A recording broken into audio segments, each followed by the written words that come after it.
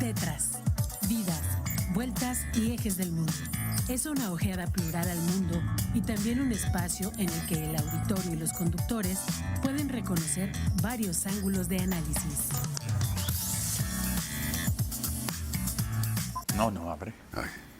Hola, ¿qué tal? Muy buenos días. Aquí estamos como todos los miércoles con el placer de comunicarnos con ustedes y de compartirles algunas cosas que vemos en nuestra sociedad, tanto queretana como mexicana, como americana, como mundial. Nos interesa desde hace muchos años compartir toda esta perspectiva para pues ir generando precisamente una comprensión de nuestra realidad, pero que tenga de alguna forma una perspectiva crítica. Y me encanta estar este día que nos corresponde al maestro Sergio Becerril y a un servidor estar con ustedes. Y por eso le doy los buenos días a mi amigo Sergio Becerril. Hola, buenos Calderón. días. Y Calderón. ¿Cómo estás, Gonzalo Guajardo González? Muy bien, muy bien. Sí, muy bien, pues sí. Sin mayor preámbulo, vamos a entrar al tema. Sobre todo... Es un poco escabroso. El tema es escabroso, pero decía yo, no podemos cerrar los ojos ante esta realidad que se nos presenta. Por más difícil, por más dolorosa que se nos presente, pero está aquí. Y si cerramos los ojos ante ella, entonces nos condenamos a no ver la realidad. Ayer comentaba con un amigo, sí, en una discusión de la política, porque él consideraba que en la política existe una confrontación provocada por aquel que agitó el frasco, el depósito de hormigas rojas y hormigas negras. Y dice que las hormigas rojas y las hormigas negras pueden convivir. El problema es cuando aquel que tiene el depósito en sus manos lo agita y al agitarlo provoca que las hormigas consideren que quien empezó el problema fueron las rojas o fueron las negras. Sí. Y entonces empezamos ahí a comentar vía telefónica pues, los puntos de vista acerca de lo que históricamente ha sucedido. Y su principal argumento es que ya no hay que ver el pasado. Ya no hay que ver la historia pasada, que lo que habría que ver es, a partir de hoy, ver qué vamos a hacer para el presente y no criticar, porque siempre se critica en función del pasado.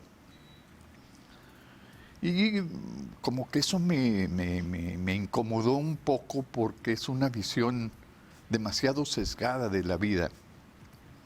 Y con el tema que vamos a tratar hoy, Gonzalo,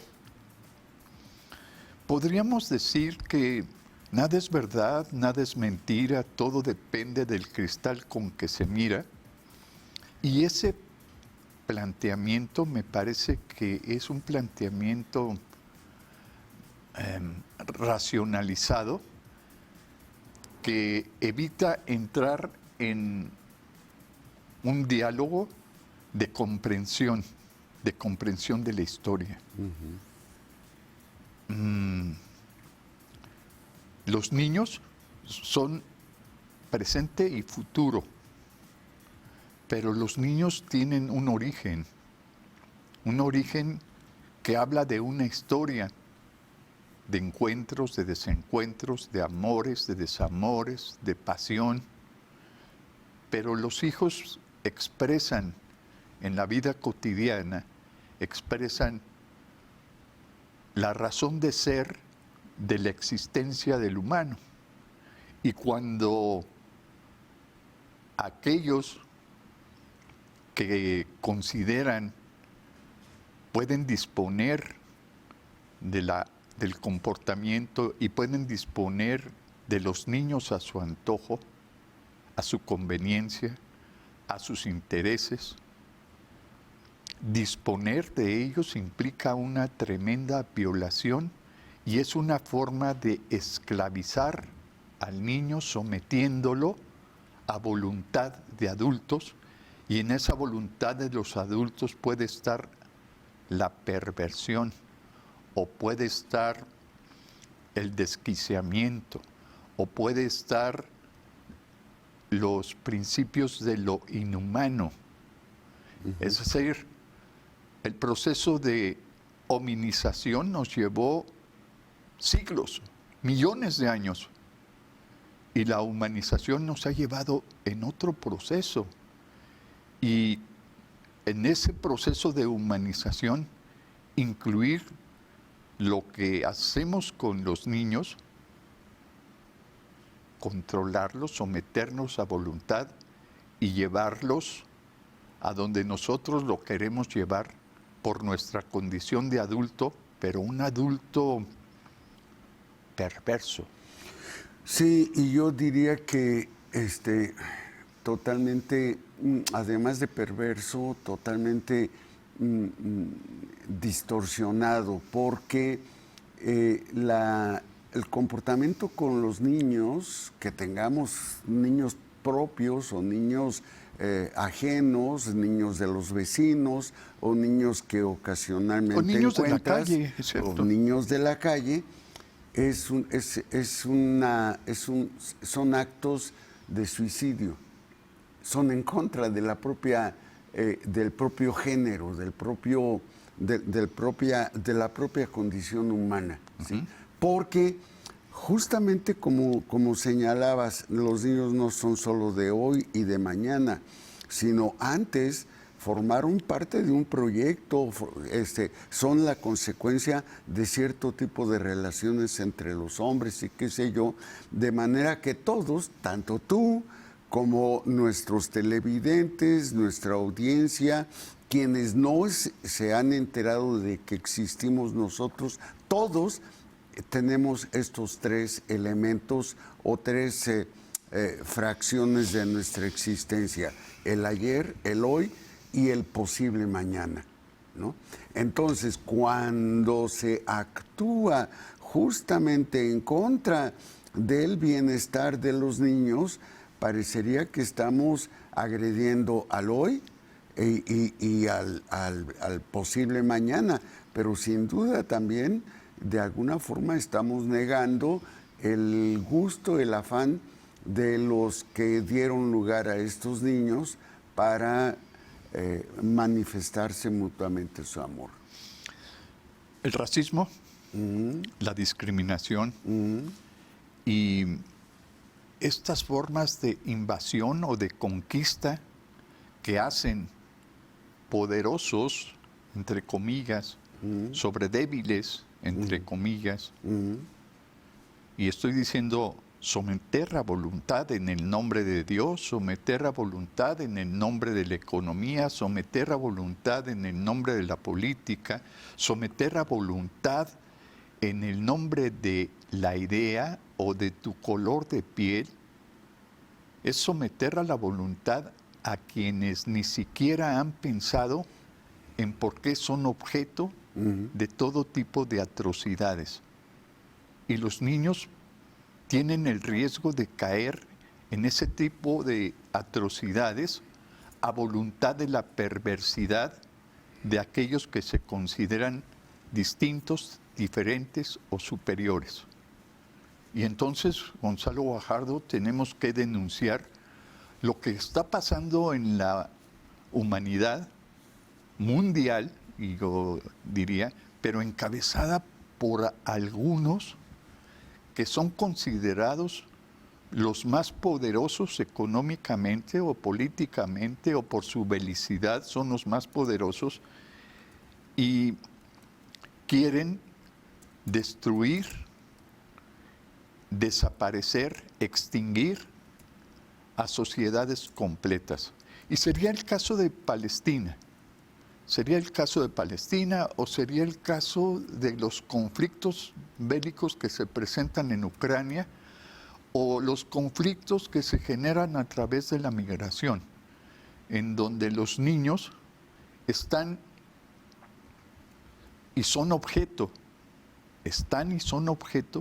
de estas atrocidades perversas que muchos callan por conveniencia, porque quizás sean de la misma manera perversos como lo son dirigentes.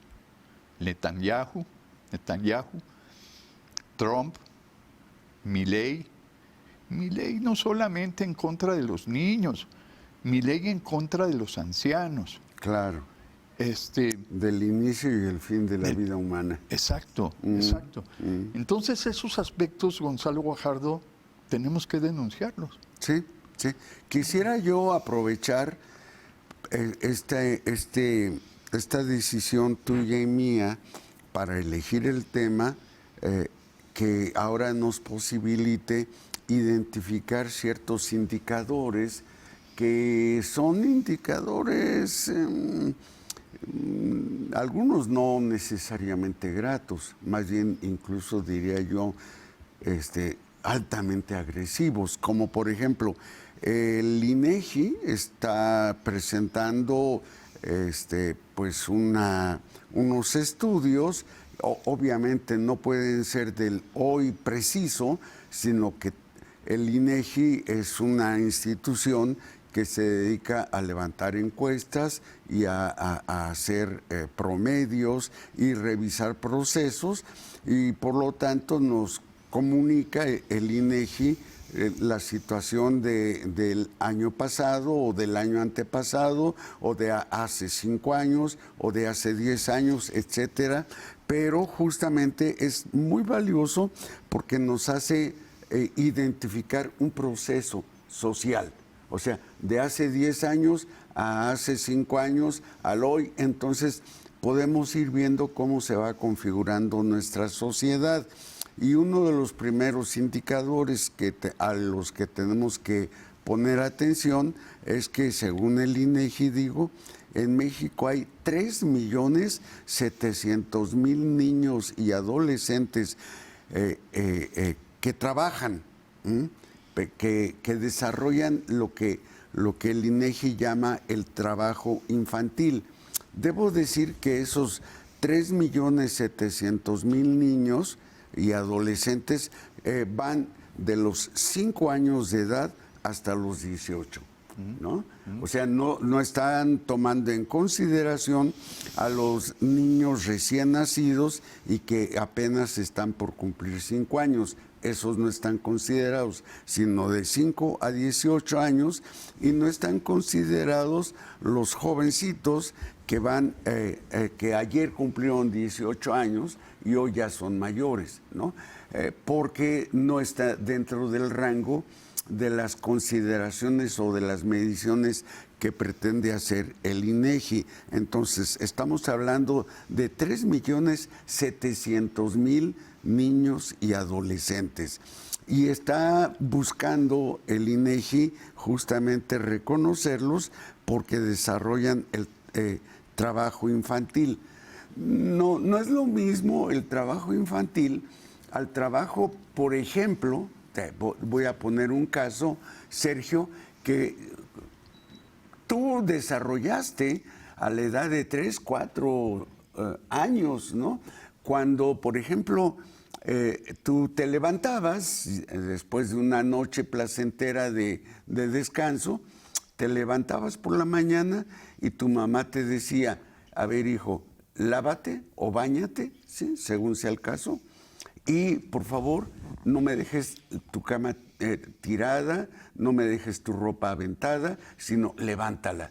Ahí estás haciendo un trabajo, pero esto no es trabajo infantil. Esto no es lo que el INEGI está reportando como trabajo infantil, sino que es tu responsabilidad dentro de tu casa para prodigarte a ti mismo y a tu familia cierto bienestar. Trabajo infantil es más bien cuando tú desempeñas ciertas actividades productivas o económicas que se entrecruzan en tu desarrollo en tu educación y entorpecen u obstaculizan esos procesos, ¿no? Eso es trabajo infantil. Y el INEGI está señalando o está tratando de identificar cierta clasificación del trabajo infantil como un trabajo ligero o un trabajo peligroso o un trabajo forzado en condiciones no adecuadas y según las diferencias que marquen la edad y el tipo de actividades que se están desempeñando. En ese sentido, también puntualiza el INEGI que 2.1 millones de niños y adolescentes se ocupan en alguna actividad no permitida, por peligrosa o por no adecuada, ¿no? 92.5% pues de esos niños trabajan en la minería o en labores agropecuarias, ¿sí? Y 1.9 millones de esos niños trabajan en quehaceres domésticos en condiciones no adecuadas. Repito, cuando dice en quehaceres domésticos, no me refiero a lo que tu mamá te decía o te pedía. A ver, levanta tu cuarto, ¿no? O ven a ayudarnos a lavar los trastos. Tú no los vas a lavar, pero te vamos a estar pasando los trastos ya enjuagados y tú los vas secando. Entonces, estás colaborando en el bienestar de la familia. Eso no se llama trabajo infantil. Ese es el trabajo de los niños en su casa. Sí. ¿Sí? Pero el trabajo infantil es aquel que tiene, por un lado, un patrón, un jefe, alguien que toma decisiones en nombre de quienes desempeñan una labor. Sí, bueno, el INEGI te plantea un indicador y el indicador es un parámetro. Y un parámetro estadístico, es decir, que te permite realizar comparaciones y ubicar en distintos contextos la conducta, el comportamiento social de determinados sectores. Y además puedes hacer las comparaciones, si hay un solo parámetro, las comparaciones, por ejemplo, entre diversas ciudades, entre diversos estados o aún entre diversas naciones. Sí, señor.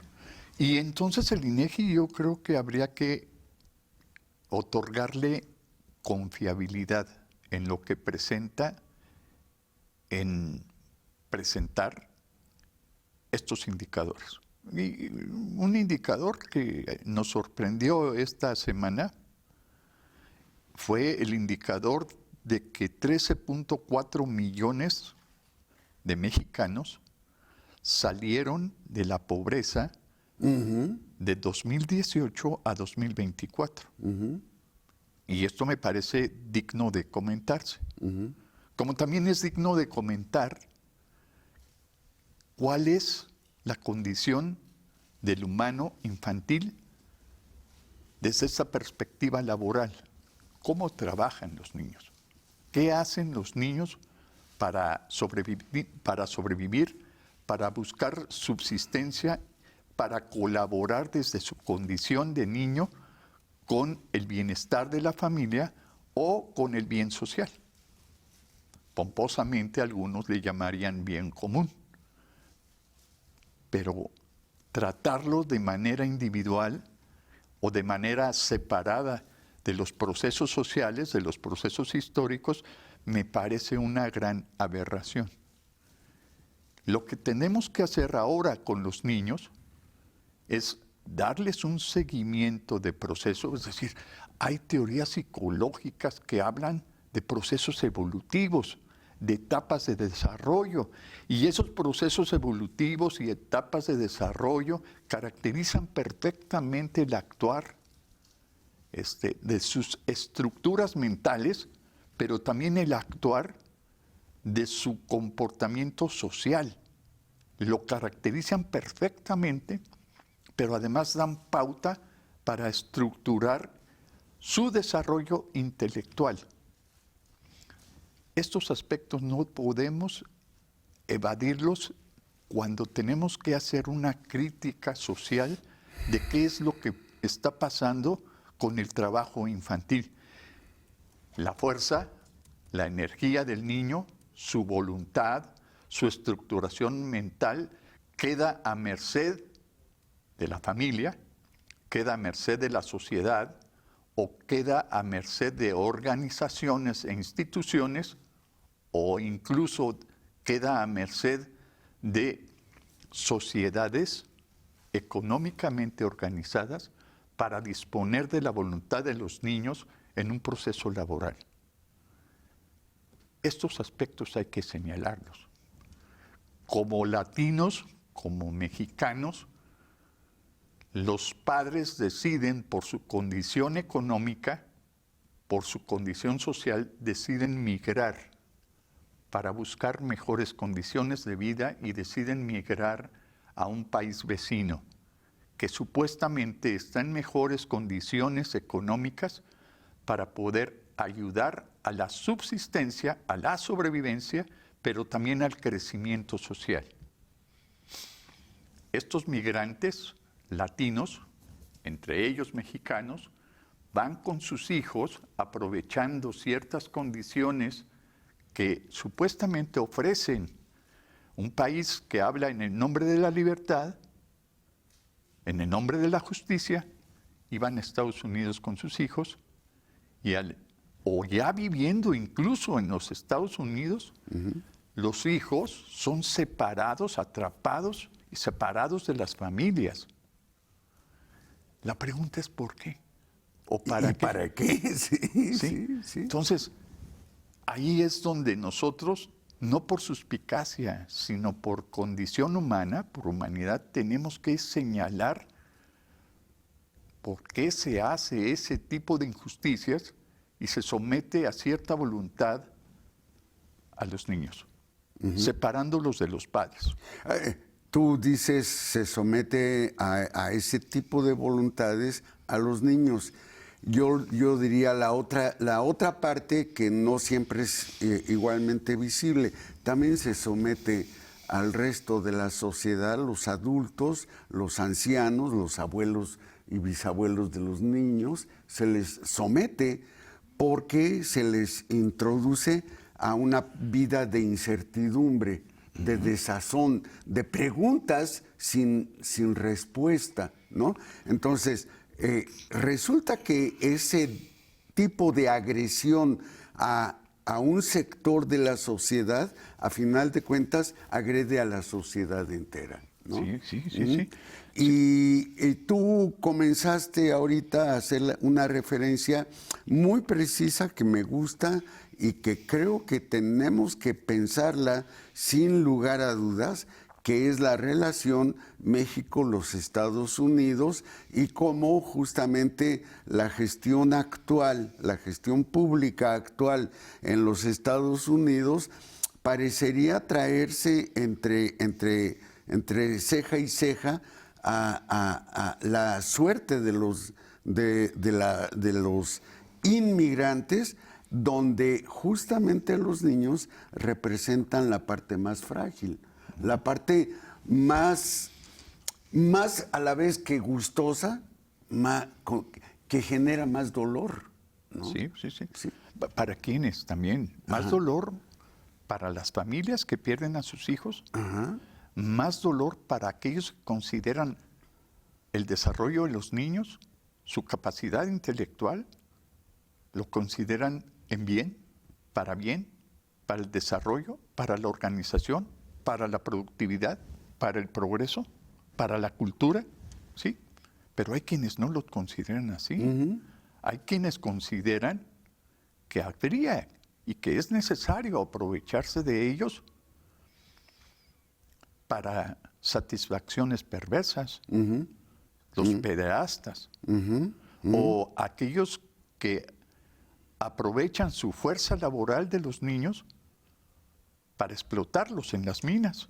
Claro, o en trabajos agrícolas, o en trabajos de cuida de animales, o incluso en trabajos domésticos. Sí, pero como son niños, no tienen la posibilidad ni la capacidad de exigir lo que llamamos un sueldo justo, un salario justo. O someterlos a una explotación artística. Claro. Porque tiene cualidades artísticas el niño y vamos a llevarlo a que cante, a que baile, a que actúe. Haga monerías. Haga monerías. Entonces, esos son formas de explotación y de esclavitud. Y lo hacemos también como un acto de libertad y de decisión personal, cuando de ninguna manera es así. Así es. Cuando es contextos sociales que consideran, que te colocan en una posición de mejora, en una posición de generar dinero, de generar riqueza o de vivir mejor, aprovechándose de las condiciones y las cualidades del niño. Y hay situaciones muy dramáticas, nuevamente digo, tú hace rato estabas haciendo referencia a las relaciones entre la sociedad mexicana y la sociedad de los Estados Unidos y cómo allá el gobierno actual en los Estados Unidos está aprovechándose de las necesidades de las familias, de la población que intenta migrar hacia allá. Pero podríamos decir lo mismo aquí adentro, ¿eh? Sí. Adentro de nuestro país, sí, que vienen del Distrito Federal para acá o de aquí van para allá, que vienen de Puebla a Querétaro o de Querétaro van a Puebla, o así, hay una serie de intercambios y con mucha frecuencia cuando ves a esos que llegan, por decir algo, de Tamaulipas, dices, esos forasteros, esos foráneos que vienen a quitarnos el pan de la boca, ¿no? Y entonces justamente tu conducta es de agresión. Sí, sí. María del Carmen Macías Vázquez, que ella es una investigadora del Instituto de Investigaciones Jurídicas, dice que el tema que estamos tocando es muy importante. Dice ella, desde hace tiempo estoy haciendo estudios sobre el trabajo infantil y me he dado cuenta de lo enorme que es este problema. Como sociedad, junto con las autoridades responsables, debemos velar por los niños y hacer muchos más esfuerzos para ayudarlos, porque estamos hablando de los seres humanos más vulnerables. ¿Qué es ser niño? Es todo ser humano menor de 18 años. Esto es lo que podemos considerar niño, ¿sí? Pero hay quienes consideran impropio llamarlos así a todos porque dicen, los homogeneizamos, los tratamos de la misma manera y no se reconoce que cada grupo tiene necesidades específicas. Sí. Entonces, para resumir, según la Organización Internacional del Trabajo, hay 2.200 millones de niños en el mundo y un tercio de esos 2.200 millones de niños, un tercio de esos 2.200 de la población global son niños y 160 de esos niños trabajan. Trabajo prohibido. 160 millones de niños están trabajando. Trabajo prohibido porque atenta contra la seguridad, la salud y el bienestar de los muchachos. Sí, bueno, pues esos son datos contundentes, datos contundentes, pero te digo, habría que darle seguimiento. Sí, claro. No solo es cuestión de trabajo, de ese tipo de explotación, sino también hay violaciones sobre los niños. Y cuestión de actitudes. Pero también hay utilizar los órganos de los niños. Sí. ¿Sí? Yo dejaría ahorita el tema que estamos tratando para señalar cuál será la diferencia entre Palestina y Estados Unidos cuando los palestinos atacan a los niños, destruyen a los niños, y los Estados Unidos hacen otro tipo de ataque para los niños. Vamos a los mensajes de identificación del programa y regresamos.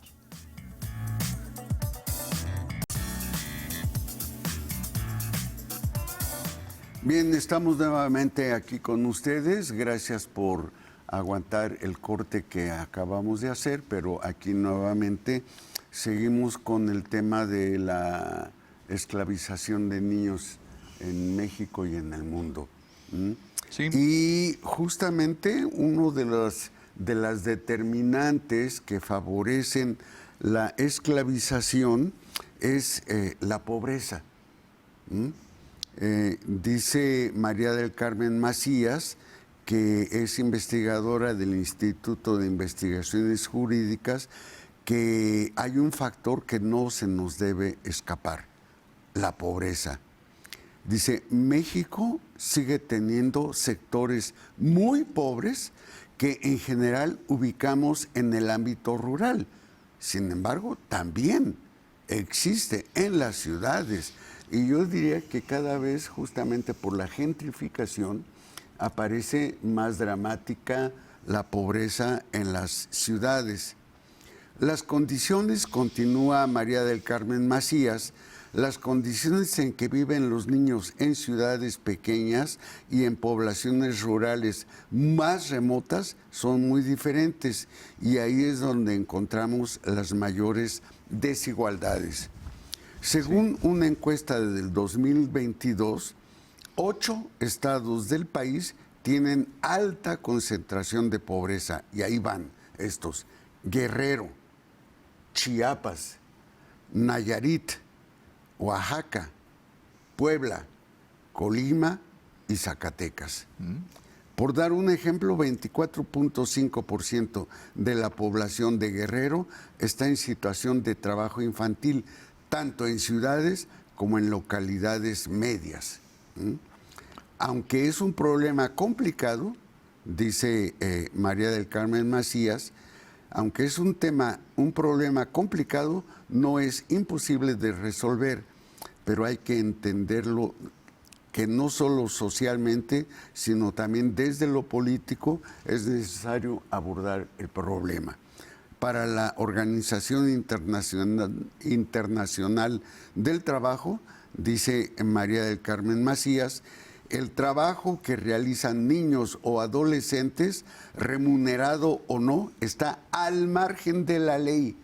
Los pone en condiciones peligrosas o insalubres, viola sus derechos, afecta negativamente su desarrollo físico, mental, psicológico, social y obstaculiza su educación. La pobreza.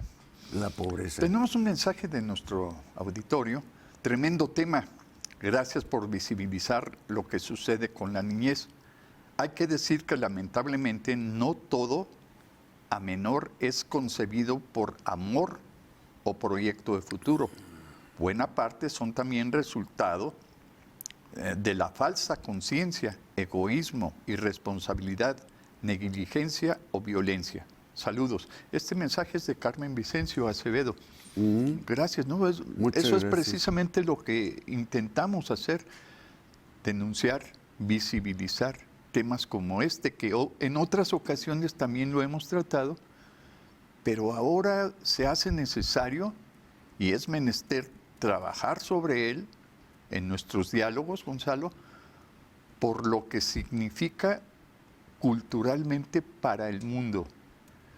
Cerramos la parte del programa, la primera parte, cerramos señalando cuál será la diferencia entre Israel, los israelitas, que a voluntad de Netanyahu ponen a sus soldados a jugar al tiro al blanco con los niños, a ver en qué parte le van a dar para ver. Hacen apuestas. Hacen apuestas para su puntería.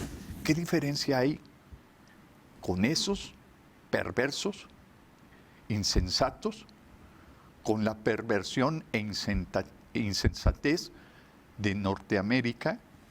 No todo Norteamérica, no todo el pueblo, pero sí la voluntad del gobierno, que separa a los niños de sus familias para no saber qué van a hacer con ellos, y que además ¿cómo es posible que no encuentren, que desaparezcan a 300,000 niños en un año? 300,000 niños. Y que solamente localicen a 40,000 niños.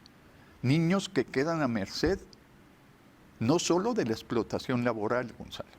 Yo decía, sino también de pederastas, sino también de aquellos que van a lucrar con sus órganos o que los van a colocar en una condición laboral de hogar o que van a subsanar una falta de familias norteamericanas y adoptar a un migrante separado de sus padres. O sea, hay escenas dramáticas por este asunto. Y bueno, Carmen Vázquez nos plantea desde un punto de vista jurídico, nos presenta una especie de el homicidio que estamos haciendo. Tú le llamaste hace rato suicidio. Sí. Con los niños. El poder es muy poderoso. Sí. Y bueno, sin duda el tema que tocamos es escabroso porque nos remite a muchos ángulos de la vida diaria y que hemos normalizado. Vemos las cosas, vemos los sucesos, vemos a la gente que deambula en las calles y pues no prestamos gran atención, nos parece normal. Y creo que se ha desarrollado, porque soy queretano, porque vivo en Querétaro, lo advierto muy fuertemente en Querétaro, pero creo que está atravesando gran parte del país. Ya mencioné varios estados donde se manifiesta más fuertemente la pobreza.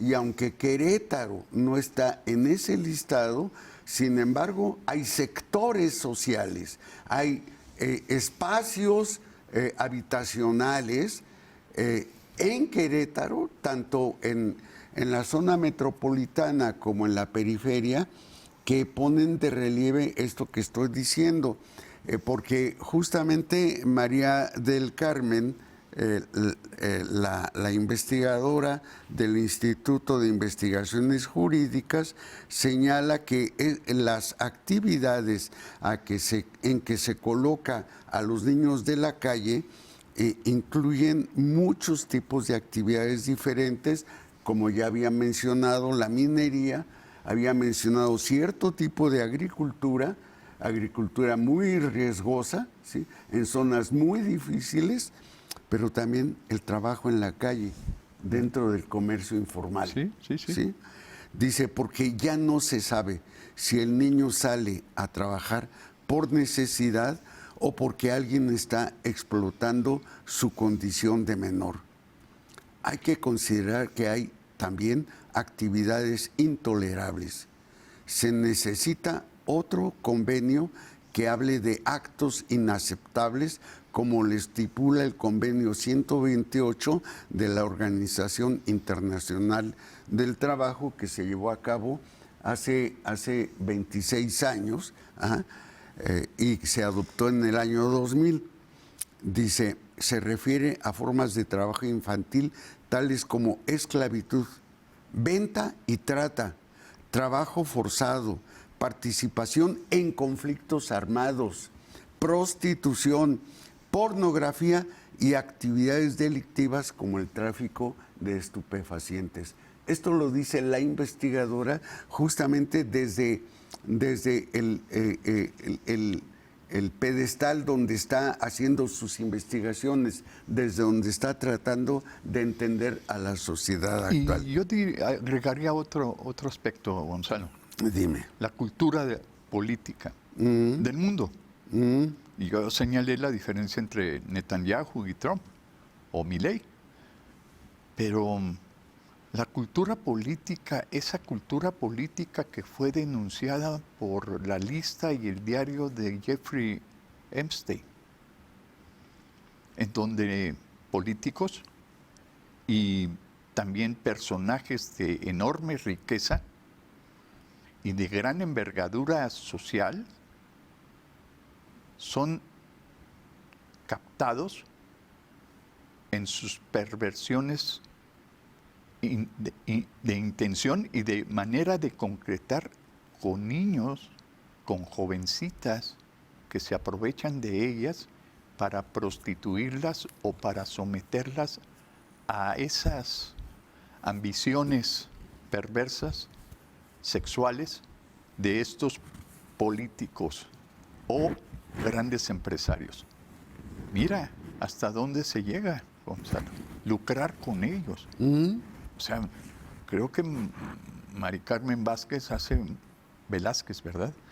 Vázquez hace una clara denuncia de qué está pasando con los niños, ¿no? Ella misma dice que el trabajo que realizan los menores puede verse desde dos ópticas. Una es el trabajo formativo, sí. Es decir, el trabajo que se hace en vacaciones para aprender un oficio, para ayudar en una empresa familiar o aún en tareas del hogar, ¿sí? O sea, es tu casa. Sí. O te metes a hacer cierto trabajo. Un tío tuyo, por ejemplo, tiene una ferretería y tú le dices, oye tío, ¿me das chance de trabajar en tu lugar? Para aprender a manejar los diversos fierros que tienes, etcétera, etcétera. Estos, dice María del Carmen, pueden considerarse normales y permitidos, y yo diría que incluso útiles, valiosos, porque te están enseñando, ¿no?, en la práctica cómo organizar económica y jurídicamente tu vida. Tales ocupaciones, dice ella, no deberían clasificarse como trabajo infantil, a diferencia de aquellos casos donde los menores son contratados sin importar su edad, expuestos a tareas que rebasan sus capacidades y en condiciones que violan sus derechos. Una cosa es hablar de lo que establece la ley y otra cosa es referirse a la realidad. Sí. No podemos evadirla porque estaríamos engañándonos. En ciudades medianas o comunidades remotas existe este tipo de actividades que agreden al ser humano. En muchos casos hay un estado de necesidad que los obliga a eso. Y por eso ella coloca la familia y el Estado como responsables de la vida del niño. También. La familia y la sociedad. El Estado. El Estado como representante de la sociedad en su conjunto, ¿no? Hay un justificante racional, científico, hay un justificante social que hoy campea en la mundialización, en la internacionalización, en la globalización, que es la complejidad.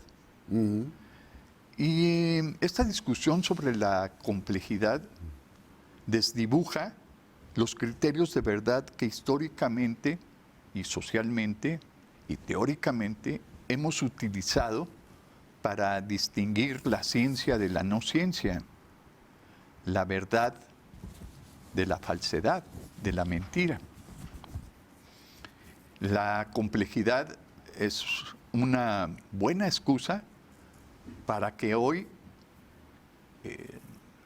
sigamos el camino del engaño, de la mentira, de la falsedad. O llegar incluso a la falsa conciencia, Gonzalo. La ideología como falsa conciencia o la ideología como patología, sin reconocer, Gonzalo Guajardo, sin reconocer que históricamente hay criterios de verdad que tendrían que seguir vigentes. Y uno de ellos es hacer constantemente referencia a lo empírico, a lo evidente. Y hay evidencias que quedan plasmadas en investigaciones y que son negadas políticamente o que son invisibilizadas socialmente. Y este es uno de ellos, de estos casos. La pobreza es una determinante. Es una determinante de lo más vulnerable de las sociedades del mundo y de las sociedades modernas. Esta deuda la tenemos que pagar en el capitalismo, pero parece que el capitalismo se hace sordo, se hace mudo y no quiere poner atención en la pobreza, pero además, como no quiere poner en la pobreza, se alían a los que disponen de la condición de pobres para someter a voluntad no solo a las familias, sino principalmente a los niños. Gonzalo, esto hay que denunciarlo por compromiso, no solo diría nuestro como académicos e investigadores.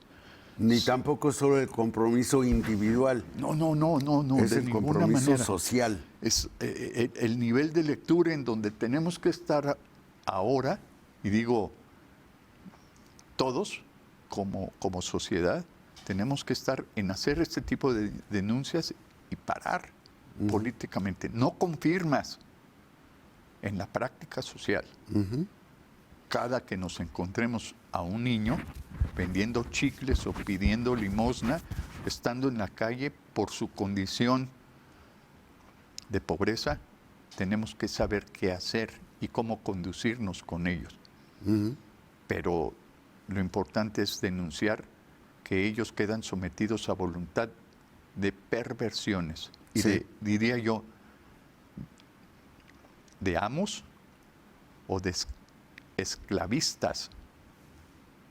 Eso hay que denunciarlo, Gonzalo. Sí, y decía yo, justamente esta condición de la pobreza, aunque en nuestro tema no es la pobreza, el tema que estamos trabajando ahora, sino justamente la esclavización de niños, pero esta esclavización de niños a su vez es una consecuencia de la pobreza y por eso estamos centrando de alguna forma nuestra conversación a propósito de la pobreza, pero en vistas a que está generando una serie de deficiencias o de problemas dentro de nuestra sociedad. Y por eso María del Carmen Vázquez dice, responsables de que un niño reciba atención y esté alejado del trabajo infantil son, en primer lugar, los padres y la familia, en primer lugar, porque son los que están más cerca del niño. Si ellos no pueden, entonces el Estado debe intervenir y brindar apoyo para garantizar el bienestar mínimo necesario de los niños. Sin embargo, otra vez volvemos a los sin embargos o a los peros que no nos dejan en paz. Existen familias fracturadas o monoparentales o incluso situaciones de maltrato y abandono. El problema es muy complejo. No puede abordarse solo desde un enfoque legal, ¿no? Completamente de acuerdo. Ajá. Y luego dice, también hay cuestiones sociales y culturales que debemos trabajar. ¿Qué sucede con una familia que no maneja el español en una sociedad donde se habla español? Está justamente fuera de sitio. Fíjate hasta dónde llega la incongruencia de la libertad o presumible libertad norteamericana. Ajá. Los niños son tratados como adultos, llevados a juicio por la ICE y en el juicio les hablan en inglés y no tienen derecho a defensa. Ajá. Son tratados así. Sí, y sí. estamos hablando de más de 300,000 niños. Hay algunos que señalan que son entre 300,000 y 500,000 niños a lo largo del territorio norteamericano. Ajá, claro. Esto es espeluznante. ¿Por qué apelamos ahora a los derechos humanos cuando esos niños no tienen un derecho a la defensa sobre derechos humanos? ¿Nos queda qué? La denuncia, Gonzalo Guajardo. Sí. Para ir ya cerrando, quiero señalar otros datos que ofrece María del Carmen Vázquez. Dice, en algún momento recopilé datos sobre el trabajo de niños jornaleros en México. Encontré aportaciones valiosas, sobre todo por parte de estudiantes universitarios, quienes hicieron proyectos de campo en la región del Bajío para estudiar las condiciones laborales de los jornaleros. El jornalero que se traslada por la República no viaja solo, lo hace con su familia y todos colaboran para reunir el ingreso necesario que sustente a todos. Por eso vemos el trabajo de los niños en las calles, ¿no? Sí. Y esto, repito, en Querétaro es cada vez más visible. Sí. Bueno, Gonzalo, nos tenemos que ir.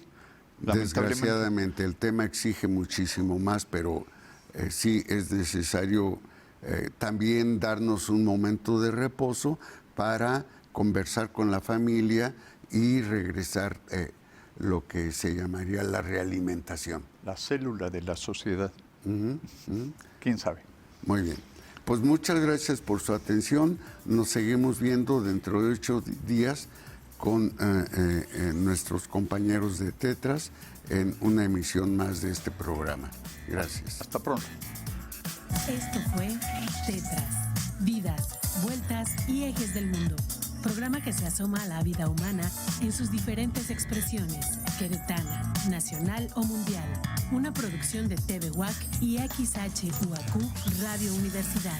Gracias por acompañarnos.